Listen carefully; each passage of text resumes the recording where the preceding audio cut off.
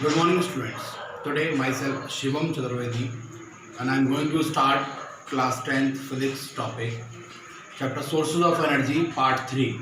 Okay, so in this part, we will start from the topic wind energy, just after the hydroelectric energy.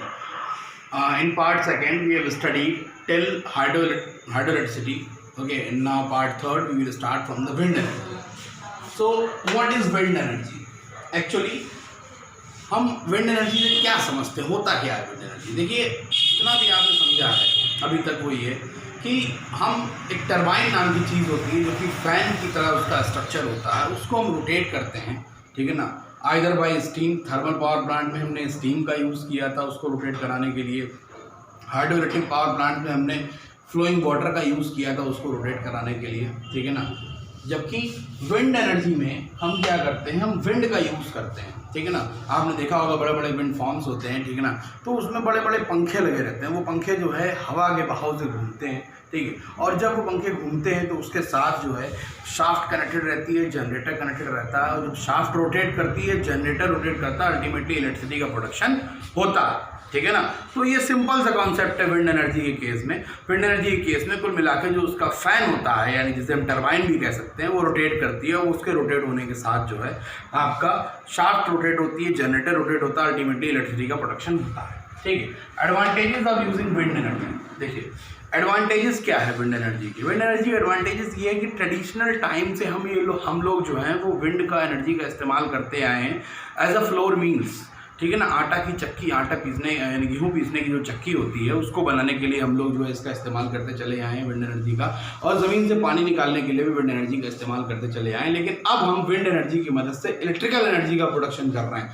तो advantage उसका ये है कि ये एक बिल्कुल pollution free source of energy है, ठीक है ना। इससे कोई भी रेसिड्यू मटेरियल क्रिएट नहीं होता है, कोई भी हार्मफुल गैसेस का प्रोडक्शन नहीं होता है, ये क्लीन फ्यूल के तौर पर जानी जाती है। क्लियर है? So these are the advantages of wind energy, ठीक है ना। सारे एडवांटेजेस की सबसे बड़ा बात ये है कि रिन्यूएबल सोर्स ऑफ एनर्जी है, मतलब ये कभी ना खत्म होने वाला सोर्स ऑफ एनर्जी है, इनएग्जॉस्टिबल सोर्सेज ऑफ एनर्जी है, और ये हमारा नॉन ट्रेडिशनल है, मतलब न्यू मॉडर्न फॉर्म में इससे हम एनर्जी ऑब्टेन करते हैं, ठीक है ना। Non conventional sources of energy में आएगा ये, ठीक। अब हम बात करते हैं इसकी लिमिटेशंस क्या है, limitations of harnessing wind energy. Wind energy को ऑब्टेन करने की लिमिटेशंस क्या है। सबसे बड़ी लिमिटेशन तो ये है कि wind energy successfully electrical energy में कन्वर्ट हो सकती है only when the wind speed should be 15 kilometre per hour. कितनी होनी चाहिए? लगभग 15 किलोमीटर पर आवर अगर विंड स्पीड हो रही है तभी आपका जो है वो क्या हो सकता है, विंड एनर्जी जो है यानी कि विंड एनर्जी इलेक्ट्रिकल एनर्जी में कन्वर्ट हो सकती है 15 किलोमीटर पर। सबसे बड़ी कंडीशन है। दूसरी कंडीशन ये लिमिटेशन उसकी ये आती है कि ये large area of land require करती है, ठीक है ना, जहाँ पर ये इस तरीके के विंड एनर्जी फार्म्स स्टैब्लिश हो सकते हैं। बहुत ज़्यादा ज़मीन चाहिए होती है। दूसरी बात है इसमें जो इन्वेस्टमेंट कॉस्ट आती है वो भी बहुत ज़्यादा होती है, ये भी एक लिमिटेशन है, ठीक है ना। तीसरी बात ये है कि विंड एनर्जी फार्म्स केवल कोस्टल एरियाज पर ही सक्सेसफुल हो सकते हैं, क्योंकि वहीं से आपका सी ब्रीज और लैंड ब्रीज जो कि आपने ज्योग्राफी में पढ़ रखा है वो आती जाती रहती है, जिस वजह से विंड का मूवमेंट होता रहता है। कोस्टल एरियाज पर ये सक्सेसफुल है। अच्छा, आगे हम कुछ फैक्ट्स देखते हैं विंड एनर्जी से रिलेटेड, ठीक है ना। वो फैक्ट्स ये हैं कि लार्जेस्ट प्रोड्यूसर स्टेट जो है विंड एनर्जी का वो तमिलनाडु है, ठीक है ना। तमिलनाडु जो है हमारे पूरे इंडिया में सबसे ज़्यादा विंड एनर्जी प्रोड्यूस करता है, यानी विंड एनर्जी से इलेक्ट्रिकल एनर्जी का प्रोडक्शन करता है। कितना करता है? 380 मेगावाट, ठीक है ना। इंडिया की जो रैंकिंग है वर्ल्ड में, ठीक है, विंड एनर्जी प्रोड्यूस करने के मामले में वो है फिफ्थ रैंक इंडिया की है, ठीक है ना। और नंबर 1 रैंक जो है वर्ल्ड में वो जर्मनी की है, ठीक है ना। यानी जर्मनी जो है वो अपने यहाँ जितनी भी उसका मतलब सबसे ज़्यादा जो एनर्जी प्रोडक्शन करता है ऑल ओवर द वर्ल्ड वो जर्मनी करता है, ठीक है। और उसके बाद अगर एक फैक्ट की और बात करते हैं तो which country is called the country of winds. Country of winds किस देश को कहा जाता है? डेनमार्क। डेनमार्क अपने यहाँ जितना भी उसके एनर्जी प्रोडक्शन होता है उसका 25% जो है 25% जो energy, total electrical energy production का 25% वो केवल विंड एनर्जी से ऑब्टेन करता है, ठीक है ना, क्लियर। तो ये हमारा एक रिन्यूएबल सोर्स ऑफ एनर्जी हो जाएगा, non conventional source of energy हो जाएगा। और उसी की स्टडी में हम देखते हैं अगला हमारा जो है वो है सोलर एनर्जी। तो सोलर एनर्जी क्या होता है? सोलर एनर्जी के बारे में हम लोग भली बात परिचित है। गवर्नमेंट ऑफ इंडिया भी लगातार लोगों को प्रोत्साहित कर रही है सोलर एनर्जी, सोलर पैनल्स लगाने के लिए। मतलब हमारी धीरे धीरे जो हमारा कन्वेंशनल सोर्सेज ऑफ एनर्जी है उससे हमको मूव करा रही है non conventional sources of energy की तरफ, मतलब अल्टरनेटिव सोर्सेज ऑफ एनर्जी की तरफ हमको मूव करने के लिए प्रोत्साहित कर रही है गवर्नमेंट ऑफ इंडिया, ठीक है ना। तो देखते हैं सोलर एनर्जी होता क्या है। सोलर एनर्जी से आप लोग समझ ही गए होंगे कि सोलर का मतलब सनलाइट होता है, यानी the energy which is obtained from the sun, the energy which is obtained from the sun is called the solar energy, ठीक है ना। सोलर एनर्जी कहलाती है, यानी कि जो एनर्जी हमें कहाँ से मिलती है? सनलाइट से मिलती है जाके। अब वहाँ से सनलाइट, सन के पास इतनी अबंडेंट अमाउंट में कहाँ से एनर्जी आती है, समझिएगा बात को। देखिए अभी आप इस चैप्टर में आगे पढ़ेंगे चल के कि हमारी जो न्यूक्लियर रिएक्शंस होती है वो दो टाइप की होती है, nuclear fission reaction as well as nuclear fusion reaction, ठीक है ना। सन पर जो है वो हमारा न्यूक्लियर फ्यूजन रिएक्शन होती है। कौन सी रिएक्शन होती है? Nuclear fusion reaction. अब पहली बात तो ये समझ लीजिए न्यूक्लियर फिजन और न्यूक्लियर फ्यूजन में डिफरेंस क्या होता है। न्यूक्लियर फिजन में रिएक्शन में एक बड़ा एटम स्प्लिट अप हो जाता है। फिजन रिएक्शन में एक बड़ा एटम दो या दो से अधिक छोटे एटम्स में स्प्लिट अप हो जाता है। फिजन जैसे आपने सुना भी होगा बाइनरी फिजन।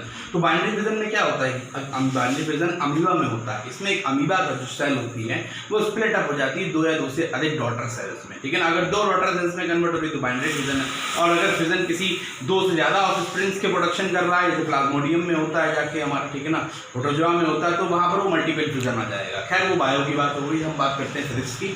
तो यहाँ पर न्यूक्लियर फिजन का मतलब हो, यहाँ पे नहीं, न्यूक्लियर फिजन का मतलब ये है कि एक बड़ा एटम जो है वो दो एटम्स में टूट जाता है। जैसे कि न्यूक्लियर पावर प्लांट्स में यूरेनियम एज ए फ्यूल की तरह इस्तेमाल किया जाता है, और यूरेनियम जो है, ठीक है ना, वो आपका दो स्मॉलर पार्टिकल्स में टूट जाता है, ठीक है ना, by the bombardment of neutron particles. Barium और क्रिप्टन में ब्रेकआउट हो जाता है, ठीक है ना, बैरियम और क्रिप्टन में। वो आप आगे पढ़ेंगे नेक्स्ट वीडियोज में, मैं आपको बताऊंगा वो डिटेल में, ठीक है। लेकिन अभी आपको यहाँ समझना है कि न्यूक्लियर फ्यूजन रिएक्शन क्या होता है। न्यूक्लियर फ्यूजन रिएक्शन में दो छोटे छोटे एटम्स जो हैं वो रिकम्बाइन हो जाते हैं, वो बड़ा एटम बनाते हैं। जैसे आपको पता होना चाहिए कि सन है, सन पर हाइड्रोजन गैस अबंडेंट अमाउंट में, हाइड्रोजन गैस जो है वो लगातार हीलियम गैस में कन्वर्ट हो रही है। हाइड्रोजन कोई भी एटम्स मॉलिक्यूल्स रिकम्बाइन क्यों करेंगे? जब तक कोई एक्सटर्नल फोर्स नहीं लग रही होगी उनको रिकम्बाइन कराने के लिए। बिल्कुल सही बात है, सन पर भी ऐसा ही हो रहा है। सन पे इतना ज़्यादा टेम्परेचर है, इतना ज़्यादा प्रेशर है कि वहाँ इतना हाई टेम्परेचर और हाई प्रेशर की वजह से, यानी सन की सरफेस पर टेम्परेचर लगभग होता है 6000 डिग्री सेल्सियस, और कोर तक पहुँचते पहुँचते टेम्परेचर लगभग हो जाता है 12000 डिग्री सेल्सियस, ठीक है ना। तो इतना अबंडेंट अमाउंट में टेम्परेचर होने की वजह से वहाँ पर जो हाइड्रोजन गैस है वो धीरे धीरे हीलियम गैस में कन्वर्ट होती चली जा रही है, ठीक है ना। और यही रिएक्शन क्या कहलाती है? फ्यूजन रिएक्शन, जिसमें दो छोटे एटम्स मिलकर एक बड़ा एटम बनाते हैं। तो हाइड्रोजन एटम्स मिलकर क्या बना रहे हैं? हीलियम एटम्स बना रहे हैं, जिसकी वजह से हमको एनर्जी भी रिलीज होती है, बहुत बड़ी मात्रा में एनर्जी रिलीज होती है। और इसी कॉन्सेप्ट का इस्तेमाल हम लोग करते हैं हाइड्रोजन बॉम्ब को बनाने में, ठीक है ना, क्लियर। तो यहाँ देखिए nuclear fusion reaction takes place in the at the sun, ठीक है ना, जिसकी वजह से हमको बहुत बड़ी मात्रा में एनर्जी मिलती है। और वो एनर्जी हमारे अर्थ तक आती है, क्योंकि आपको पता होना चाहिए अर्थ से सन की डिस्टेंस काफ़ी ज़्यादा है। तो इस डिस्टेंस की वजह से जो लाइट वहाँ से आ रही है वो धीमे धीमे कम होती चली जाती है। जैसे कि आप यहाँ फोकस मैंने डायग्राम के माध्यम से आपको समझाना चाहा है। देखिए सन से जो लाइट आ रही है, ठीक है ना, सन से लाइट हमने ये मानी 100% आ रही है, जबकि ऐसा होता नहीं है, क्योंकि सन से जो लाइट ट्रैवल करके आ रही है वो धीरे धीरे इतनी ज़्यादा डिस्टेंस होने की वजह से क्या हो रहा है, उसका जो इंटेंसिटी, उसकी जो ब्राइटनेस है, ठीक है ना, वो धीरे धीरे कम होती चली जा रही है। खैर वो हमारी लाइट हमारे अर्थ तक आई। अर्थ में हमारी जो एटमॉस्फेयर की लेयर्स होती हैं, जैसे कि आपको पता कौन कौन सी लेयर्स होती हैं? Troposphere, stratosphere, mesosphere, thermosphere, exosphere, ionosphere. मैं रिपीट कर रहा हूँ, troposphere, stratosphere, mesosphere, thermosphere, exosphere, ionosphere, ठीक है ना। ये जो लेयर्स होती हैं एटमॉस्फेयर की, ये लेयर्स क्या करती हैं? उस सनलाइट को, जो सनलाइट इस पर फॉल हो रही है, उसको क्या कर रही है? रिफ्लेक्ट बैक कर देती है। तो 53% जो हमारी सन की हम जो मान रहे हैं कि लाइट आ रही है, उसका 53% रिफ्लेक्ट बैक हो गया, स्केप्स इनटू द स्पेस, ठीक है ना। और 47% कहाँ तक आया? अर्थ के एटमॉस्फेयर तक आया, अर्थ की क्रस्ट तक आया, ठीक है ना। उस 47% का 2/3 पार्ट जो है अगेन रिफ्लेक्ट हो जाता है, एटमॉस्फेयर में, और केवल 1/3 पार्ट जो है, ठीक है ना, वो एब्जॉर्ब होता है अर्थ पर। जो डिफरेंट क्रिएचर्स हैं उनको एब्जॉर्ब कर लेते हैं। जैसे कौन कौन एब्जॉर्ब करता है? प्लांट है, लैंड है, वाटर बॉडीज हैं, ठीक है ना, जिसकी वजह से डिफरेंट फिनोमिना कॉज होता है अर्थ पर। जैसे विंड का मूवमेंट भी जो है वो टेम्परेचर पे ही डिपेंडेंट होता है, ठीक है ना। स्टॉर्म का मूवमेंट भी, रेन भी टेम्परेचर पर डिपेंडेंट होती है। टेम्परेचर मतलब heat which is coming from the sun, ठीक है ना। और स्नोफॉल, सी वेव से सारा टेम्परेचर डिफरेंस पे डिपेंडेंट होता है। तो ये जितनी भी हमारी सनलाइट आ रही है, हमारी जो अर्थ है वो उसको क्या कर लेती है? कोई 1/3 सनलाइट को एब्जॉर्ब कर लेती है और 2/3 को अगेन रिफ्लेक्ट बैक कर देती है। अच्छा, यहीं पर मैं एक और कॉन्सेप्ट समझा दूँ आपको। जो सनलाइट 2/3 रिफ्लेक्ट हो रही है, हमारी जो कार्बन डाइऑक्साइड गैसेस का लगातार जो प्रोडक्शन हो रहा है, वो अर्थ के एटमॉस्फेयर में इनर लेयर में जाके उसने भी अपनी एक कवरिंग बना दी है, ठीक है ना। जैसे अर्थ एक अगर ओवल बॉल की तरह है, तो कार्बन डाइऑक्साइड उसको चारों तरफ क्या बना दी है? कवरिंग बना दी है। और जो 2/3 हीट यहाँ से रिफ्लेक्ट बैक हो रही है अर्थ की सरफेस से टकरा कर, कार्बन डाइऑक्साइड गैस उस पूरी की पूरी हीट को बाहर निकलने नहीं दे रही है, जिसकी वजह से ग्लोबल वार्मिंग जैसा खतरा बढ़ता चला जा रहा है, ठीक है ना। यही चीज़ ग्लोबल वार्मिंग है, ठीक है। और इस पूरे कॉन्सेप्ट को कहते हैं ग्रीन हाउस इफेक्ट, ठीक। तो ये आप लोग अच्छे से जानते भी होंगे, ठीक है ना। तो अब हम देखते हैं कि ये पूरा कॉन्सेप्ट हमारा समझ में आ गया होगा, आई थिंक आपके, ठीक है ना। एज ऑफ सन, लगभग सन की जो एज है वो 5 बिलियन ईयर्स है। 5 बिलियन ईयर्स सन पुराना है, और सन अभी अपनी मिडिल एज में है, ठीक है ना। तो कितने ईयर्स? लगभग 5 बिलियन ईयर्स अगर हम देखते हैं तो 5 × 10⁹ ईयर्स मिडिल एज में है। लगभग इतनी ही साल और हमको सन एनर्जी देता रहेगा, ठीक है ना। अच्छा, इंडिया रिसीव्स, अगला फैक्ट है, India receives solar energy 5000 × 10⁻18 kilowatt hour during a year. एक पूरे साल में जो इंडिया है वो कितनी टोटल सनलाइट एनर्जी रिसीव करता है? क्योंकि इंडिया की ज्योग्राफिकल लोकेशन बहुत ही ज़बरदस्त है, बहुत ही बढ़िया है, ठीक है ना। कुछ कंट्रीज ऐसे हैं वर्ल्ड में जहाँ पर 6 महीने तक सूरज की रोशनी नहीं पहुँचती, क्योंकि इंडिया में क्या होता है? इंडिया में through out the geographical portion of India लगभग सारे स्टेट्स में जो है वो हमारी सनलाइट एनर्जी पहुंचती, 12 महीने पहुंचती है। इंडिया की ज्योग्राफिकल लोकेशन बहुत अच्छी, इसीलिए यहाँ पर सोलर पावर प्लांट सेटअप अगर हम करें जगह जगह पर, तो बहुत ज़्यादा मात्रा में हमको एनर्जी का प्रोडक्शन हो सकता है। लेकिन क्यों नहीं कर सकते वो भी मैं बताऊँगा अभी, जस्ट वेट, ठीक है ना। तो India receive solar energy 5000 / 18 kilowatt hour during a year. एक साल में इतना एनर्जी रिसीव होती है, इंडिया रिसीव करता है, ठीक है ना। आगे देखते हैं सोलर कांस्टेंट क्या होता है, ठीक है। किलोवाट आवर तो आपको पता ही होगा, आपने 9th क्लास में पढ़ा था। किलोवाट आवर किसकी SI यूनिट होती है? नहीं पता? एनर्जी की, ठीक है ना। किलोवाट यूनिट होती है पावर की, ठीक। और जब आपको पता है कि P = फार्मूला होता है E/T, तो E = फार्मूला अगर हम निकालते हैं तो हो जाएगा P × T। पावर की यूनिट किलोवाट और टाइम की यूनिट आर, तो हमारी एनर्जी की यूनिट बन गई क्या? किलोवाट आवर, ठीक है ना। किसकी यूनिट होती है? एनर्जी की यूनिट होती है, ठीक, क्लियर। तो हमारी यानी इतनी एनर्जी जो है वो through out the year India पे फॉल होती है। एनर्जी मतलब सोलर एनर्जी, ठीक है ना। सोलर कांस्टेंट क्या होता है? सोलर कांस्टेंट का मतलब है the amount of solar energy which falls in 1 second. The amount of solar energy which falls in 1 second. 1 second में जितनी एनर्जी गिरती है on 1 metre square area, 1 metre square area पर of the near earth surface, earth की surface के पास में, अर्थ पे नहीं, अर्थ की सरफेस के पास में, at an average distance between the sun and the earth. Suppose करो ये सन और ये अर्थ के बीच की दूरी है, ठीक है। इस पूरी दूरी का हमने एवरेज निकाला, लगभग ये निकल आया, बीच का पॉइंट निकल आया, ठीक है ना। दिमाग समझिएगा, ये पूरी दूरी है अर्थ से लेकर सन तक की, ठीक है ना। इसका एवरेज ये पॉइंट निकाला, एवरेज मतलब मीन डिस्टेंस, बीच का पॉइंट को निकाला हमने, ये पॉइंट हो गया, ठीक, समझिएगा।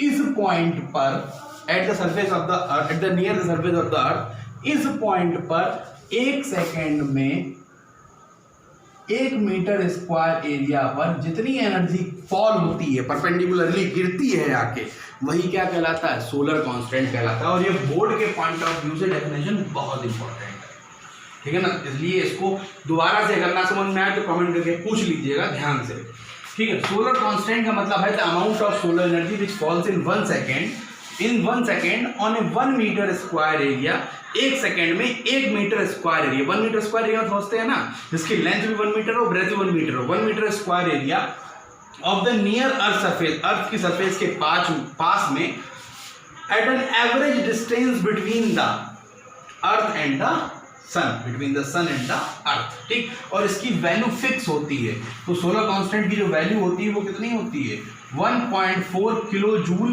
पर सेकेंड पर मीटर स्क्वायर, यानी 1 सेकेंड में 1 मीटर स्क्वायर एरिया पर कितनी सनलाइट फॉल हो रही है, अर्थ के सरफेस पर नहीं, सन और अर्थ के बीच की जो डिस्टेंस है वहां के उसके मीन पॉइंट पर, एवरेज पॉइंट पर कितनी एनर्जी फॉल हो रही है, 1.4 किलो जूल, 1.4 किलो जूल इतनी एनर्जी फॉल हो रही है।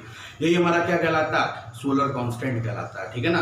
सोलर कांस्टेंट की वैल्यू क्या है, 1.4 किलो जूल पर सेकेंड पर मीटर स्क्वायर एरिया। मान लीजिए ये हमारा कोई 1 मीटर स्क्वायर एरिया है, ठीक है, और यहाँ पर परपेंडिकुलरली ये 1 मीटर स्क्वायर एरिया है, और 1 सेकेंड में यहाँ परपेंडिकुलरली कितनी एनर्जी गिर रही है आपके, 1.4 किलो जूल, ठीक है ना। तो इसी को हम कहेंगे कि हमारा ये सोलर कांस्टेंट की वैल्यू हो गई 1.4 किलो जूल पर सेकेंड पर मीटर स्क्वायर, क्लियर। तो इसको हम 1.4 किलोवाट पर मीटर स्क्वायर भी कह सकते हैं, ठीक है। ये हमारा सोलर कांस्टेंट। अच्छा, इंडिया की ज्योग्राफिकल लोकेशन की वजह से इतनी ज़्यादा वैल्यू है। अगर ये ज्योग्राफिकल लोकेशन कहीं और होती, ठीक है ना, पोलर रीजन्स पे होती, जहाँ पे सनलाइट बहुत कम पहुँचती है, तो ये वैल्यू बहुत कम हो जाती, ठीक है ना। इस बात को ध्यान रखिएगा। अब बात करते हैं सोलर एनर्जी डिवाइसेस। तो सोलर एनर्जी डिवाइसेस क्या होती हैं, दिमाग लगाइए। देखो, solar energy devices are those devices which works on the concept of solar energy. जो सोलर एनर्जी के कांसेप्ट पे काम करते हैं वही कहलाती है सोलर एनर्जी डिवाइसेस। सिंपल सी बात है। जैसे हम पहले बात करते हैं सोलर कुकर की बात करते हैं, ठीक है ना। तो सोलर कुकर क्या होता है वो समझिएगा, ठीक है ना। इस पे जरा फोकस करिएगा, फिर मैं इसको रख कर दूँ।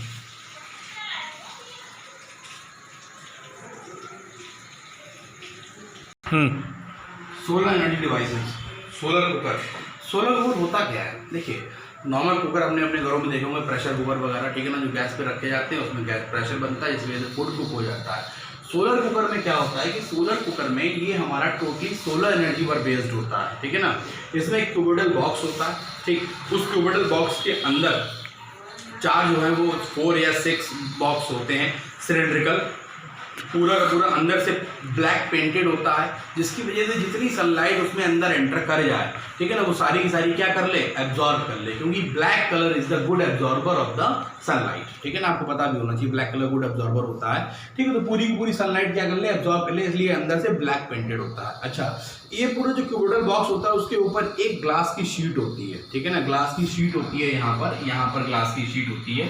ये ग्लास शीट इसलिए होती है, मैंने लिखा भी है ग्लास शीट इसलिए होती है कि जितनी सनलाइट एक बार एंटर कर गई इस बॉक्स के अंदर, तो उतनी उसके बाद सनलाइट वहां से एस्केप आउट ना हो पाए, ठीक है ना। क्योंकि ग्लास क्या कर लेता है कि हीट को अंदर जो है रोक लेता है और हीट को बाहर एस्केप आउट होने नहीं देता है, ठीक है ना। क्लियर। एक बात, उसके बाद ये हमारा रिफ्लेक्टर है, ठीक है ना। ये हमारा क्या है, रिफ्लेक्टर है, और इस रिफ्लेक्टर में मिरर लगा हुआ है, ठीक है ना। ये मिरर हो सकता है प्लेन मिरर हो, ठीक है ना, या हो सकता है ये जो मिरर है वो कैसा हो, कॉनकेव मिरर हो, ठीक है ना। प्लेन मिरर भी हो सकता है, ये कॉनकेव मिरर भी हो सकता है। ये प्लेन मिरर कॉनकेव मिरर क्या करेगा, जो भी सनलाइट इसके ऊपर पड़ रही होगी, ये पूरी की पूरी क्या कर देगा, अंदर बॉक्स में अंदर की तरफ रिफ्लेक्ट कर देगा, जिसकी वजह से अंदर का टेम्परेचर बढ़ जाएगा और जो सिलिंड्रिकल बॉक्सेस रखे हुए हैं उसके अंदर जो फूड रखा हुआ है वो फूड इजीली कुक हो जाएगा, ठीक है ना। ये बात। अच्छा, तो इस तरीके से हमारा सोलर कुकर वर्क करता है। ये हमको सनलाइट की डायरेक्शन के हिसाब से घुमाना भी पड़ता है। बात समझ में आ गई होगी, ठीक है ना। अच्छा, अब बात करते हैं एडवांटेजेस की। तो एडवांटेजेस, अच्छा इसका ये पॉइंट क्लियर हो गया। ये क्वेश्चन बोर्ड का आया वो क्वेश्चन है कि अंदर से ब्लैक पेंटेड क्यों होता है। ब्लैक पेंटेड इसलिए होता है अंदर से क्योंकि हीट को ऑब्जॉर्ब कर लेता है। मिरर का क्या यूज होता है, मिरर क्या करता है, रिफ्लेक्ट करता है सनलाइट को। और ग्लास शीट क्या करती है, ग्लास शीट का यूज जो होता है, ठीक है ना, वो हीट को एस्केप आउट ना होने देना है, एडवांटेजेस देखिए, एडवांटेजेस क्या है इसके। सबसे बड़ा एडवांटेज ये है कि ये हमारे जो एग्जॉस्टिबल सोर्सेज ऑफ एनर्जी है उनको बचाता है, जैसे एलपीजी को बचाता है, कोल को बचाता है, ठीक है ना।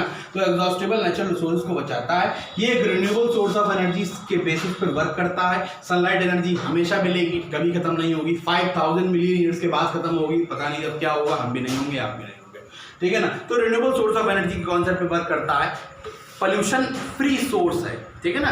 इससे इस तरीके की विधि से खाना बनाने से कोई भी पॉल्यूशन क्रिएट नहीं होता, कोई रेजिड्यू मटेरियल नहीं बचता। और सबसे बड़ी बात है कि जो फूड के न्यूट्रिएंट्स हैं, ठीक है ना, वो बचे रहते हैं। फूड के न्यूट्रिएंट्स बचे रहते हैं, फूड के न्यूट्रिएंट्स एग्जॉस्ट नहीं होते।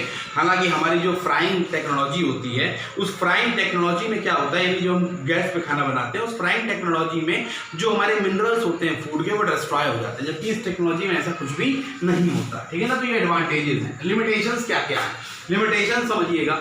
लिमिटेशन, पहले लिमिटेशन तो ये है, कुछ लिमिटेशन भी हैं इसकी। लिमिटेशन ये है कि अगर सनलाइट नहीं होगी तो ये वर्क नहीं कर पाएगा, सिंपल सी बात है। सनलाइट पे वर्क करता है, सनलाइट नहीं होगी तो फूड कुक नहीं होगा। अच्छा, एक इसका एडवांटेज होता है, भूल गया था, वो ये है कि at a time 4 to 6 type के फूड इसमें कुक हो सकते हैं। भाई 4 to 6 बॉक्सेस होते हैं ना, 4 बॉक्स वाला भी होता है, 6 बॉक्स वाला भी होता है, तो 4 to 6 फूड आइटम्स एक बार में प्रिपेयर हो सकते हैं। एडवांटेजेस अपने लिमिटेशन कंटिन्यू करते हैं। सनलाइट नहीं होगी, फूड कुक नहीं होगा। दूसरा लिमिटेशन ये है कि इस रिफ्लेक्टर को सनलाइट की डायरेक्शन के हिसाब से एडजस्ट करना पड़ता है। जिधर सामने की तरफ सन होगा उधर की तरफ इसको आपको एडजस्ट करना पड़ेगा, ताकि सामने से फोकस पड़े, रिफ्लेक्टर रिफ्लेक्ट करे और वो बॉक्स में रेस को, रिफ्लेक्टेड रेस को एंटर होने दे, ठीक है ना। तो सन की डायरेक्शन के हिसाब से इसको एडजस्ट करना पड़ता है। क्लाउडी एटमॉस्फेयर में ये वर्क नहीं करेगा, ठीक। एक सबसे बड़ा डिसएडवांटेज ये है कि इसमें फूड बॉयल तो हो जाएगा, लेकिन फ्राइंग टेक्नोलॉजी इसमें नहीं, क्योंकि फ्राइंग में इंस्टेंट हीट चाहिए होती है, ठीक है ना, जो यहाँ पर प्रोवाइड नहीं हो पाएगी। तो हीट धीरे धीरे डेवलप करता है, ठीक है ना। तो इसमें फ्राइंग नहीं हो पाएगी, बॉयलिंग हो जाएगी, ये इसकी लिमिटेशन है, ठीक। अब बात करते हैं सोलर वाटर हीटर। ये हमारा नेक्स्ट सोलर एनर्जी डिवाइस है। सोलर वाटर हीटर में क्या होता है, ठीक है ना। सोलर वाटर हीटर में आप लोग देखेंगे जैसे कि ये हमारा पूरा का पूरा एक क्यूबिकल बॉक्स है, ठीक है। इसके ऊपर ग्लास की प्लेटिंग है और इसके अंदर कॉपर ट्यूब्स होती हैं, कॉपर ट्यूब्स होती हैं, ठीक है ना, जो कि अंदर ब्लैक पेंटेड होती हैं। इनमें पानी भरा रहता है, ठीक है, वाटर भरा रहता है, ठीक है। और ये ब्लैक पेंटेड इसलिए होती है ताकि ये सनलाइट, भाई ये पूरा रखा रहता है अरेंजमेंट ऊपर, ठीक है ना, टॉप ऑफ द हाउस की तरह रखा रहता है। तो जितना भी लाइट इस पे पड़ता है जाके पूरा ब्लैक कलर उसको एब्जॉर्ब कर लेता है। और इस कॉपर ट्यूब में, कॉपर क्वाइल में जो अंदर वाटर है, ठीक है ना, वो गर्म हो जाता है, ठीक। और ये ग्लास की शीट जो अंदर हीट एक बार एंटर कर गई उसको बाहर एस्केप आउट होने नहीं देती। बिल्कुल इसी तरीके से काम करता है। इसमें फूड रखा हुआ है, यहाँ पर बॉक्सेस हैं, यहाँ पर कॉपर की क्वाइल है, उसमें वाटर अंदर भरा हुआ है, ब्लैक पेंटेड है, ऊपर ग्लास शीट है। एक इसका एंट्री पॉइंट होता है, ठीक है ना, यहाँ से वाटर हम एंट्री कराते हैं। एक एग्जिट पॉइंट होता है, तो गर्म ठंडा पानी जाता है और गर्म पानी जो है बाहर निकल जाता है। तो इस तरीके से ये हमारा जो है वो वर्क करता है, ठीक। एडवांटेजेस देखिए, समझिएगा। ये हमारा जो है वो, इसमें भी वही चीज़ है, कोई भी फ्यूल का वेस्टेज नहीं होता, कोई रेसिड्यू मटेरियल नहीं बचता, कोई पॉइजनस गैस का प्रोडक्शन नहीं होता, रिन्यूएबल सोर्स ऑफ एनर्जी में वर्क करता है। इसके एडवांटेजेस हैं। लिमिटेशंस क्या है, सेम लिमिटेशंस हैं। सनलाइट नहीं होगा तो फिर वर्क नहीं कर पाएगा, क्लाउडी एटमॉस्फेयर में वर्क नहीं कर पाएगा, 24 आवर्स हमको नहीं दे सकता, नाइट टाइम पे वर्किंग इसकी कम हो जाएगी, खत्म हो जाएगी तरीके से, ठीक है ना। नेक्स्ट है हमारा सोलर सेल्स। सोलर सेल्स क्या है, ठीक। सोलर सेल एक हमारा ऐसा आज का सबसे बर्निंग टॉपिक है। 2019 में भी इस पर बेस्ड क्वेश्चन आया था, 2020 में भी इस पर बेस्ड क्वेश्चन आया, और वो 1 नंबर का क्वेश्चन आई थिंक सबका गलत गया होगा। जितने भी स्टूडेंट्स हमारे इस बैच के पास आउट है 2020 के, वो एक क्वेश्चन ऐसा था, ठीक है ना, वो बताऊंगा अभी कौन सा क्वेश्चन आया था। कुछ ही ऐसे हो सकते हैं, ठीक है ना, जिनका सही गया होगा, इसीलिए मैं आपको उस चीज़ को पॉइंट आउट करा दे रहा हूँ, ताकि हमारे जो करंट स्टूडेंट्स है प्रेजेंट सेशन के, वो इस चीज़ को मिस ना करें।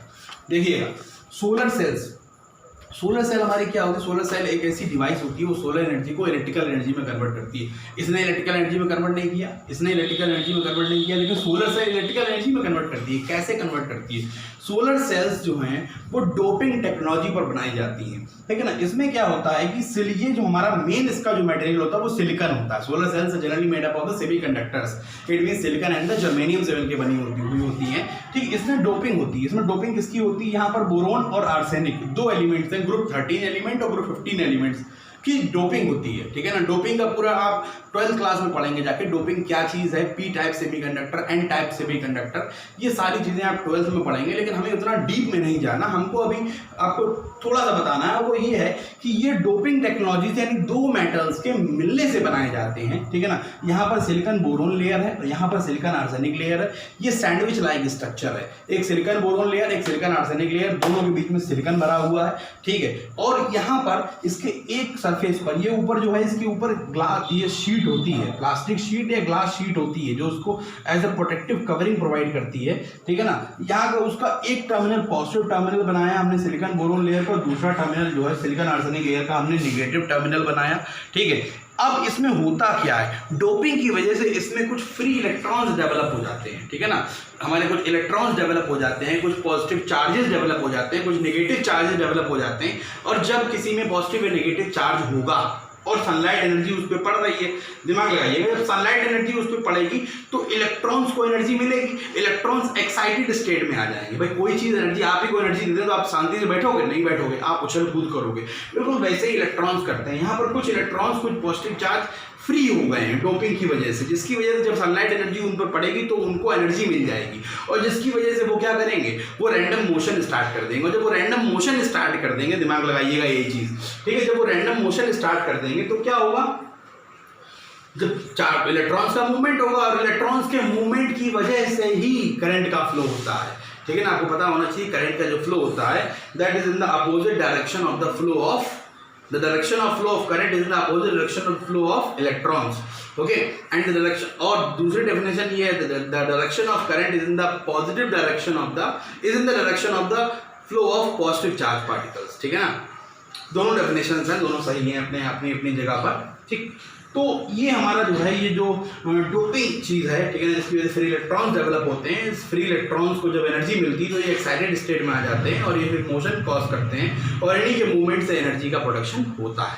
इसी वजह से सोलर एनर्जी जो है किसमें कन्वर्ट हो जाती है, इलेक्ट्रिकल एनर्जी में कन्वर्ट हो जाती है।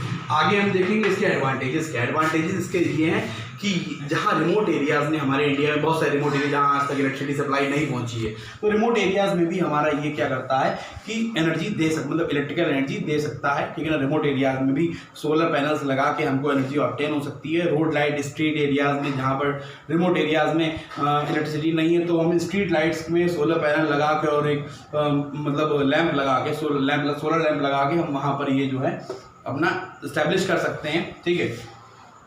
बहुत सारे इसके और एडवांटेजेस हैं, ठीक है। डिसएडवांटेज क्या है, एक ही डिसएडवांटेज है इसका। डिसएडवांटेज सबसे बड़ा ये है कि अगर सनलाइट नहीं होगी या क्लाउडी एटमॉस्फेयर होगा जाके, तो फिर ये प्रॉपर वर्किंग नहीं दे पाएगा, ठीक है। इसके यूजेस क्या क्या होते हैं, ट्यूबवेल्स में इसका यूज़ होता है, ठीक है ना।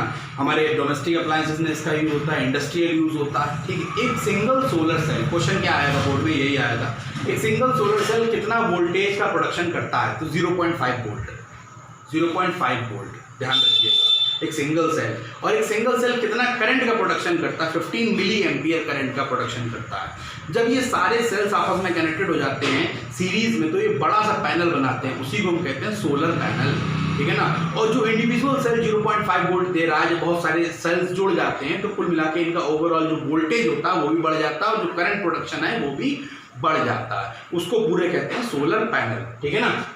अच्छा, इंडिया में जितने भी बेस्ट टाइप के जो सोलर पैनल्स का फॉर्मेशन हो रहा है, प्रोडक्ट मैन्युफैक्चर हो रहे हैं, बेस्ट एफिशिएंसी देने के बाद भी केवल उनकी जो बेस्ट एफिशिएंसी निकल के आ रही है वो 25% निकल के आ रही है। मतलब जितनी सनलाइट एनर्जी उस पर पड़ रही है उसका केवल 25% ही वो केवल इलेक्ट्रिकल एनर्जी में कन्वर्ट कर पा रहे हैं।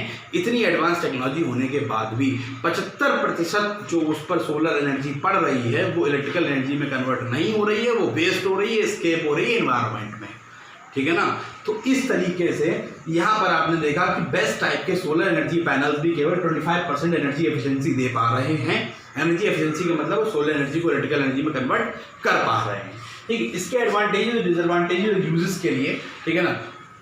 आपको अगर कोई प्रॉब्लम आए तो आप कमेंट करके मुझे ज़रूर बताइए, मैं उसको एक दोबारा से न्यू वीडियो बनाऊंगा, ठीक है ना, और जिनमें इन तीनों पॉइंट्स को अच्छे से डिस्क्राइब कर दूंगा और नेक्स्ट वीडियो में अगर कोई प्रॉब्लम आती है तो, वरना इतना सफिशिएंट है 10th क्लास के पर्पज से, ठीक है ना। तब तक के लिए थैंक यू। वीडियो अच्छी लगी हो तो प्लीज़ लाइक ज़रूर करिएगा, ठीक है ना। अगर इंपॉर्टेंट लगी हो तो शेयर भी करिएगा और चैनल को प्लीज़ सब्सक्राइब करिएगा। Thank you.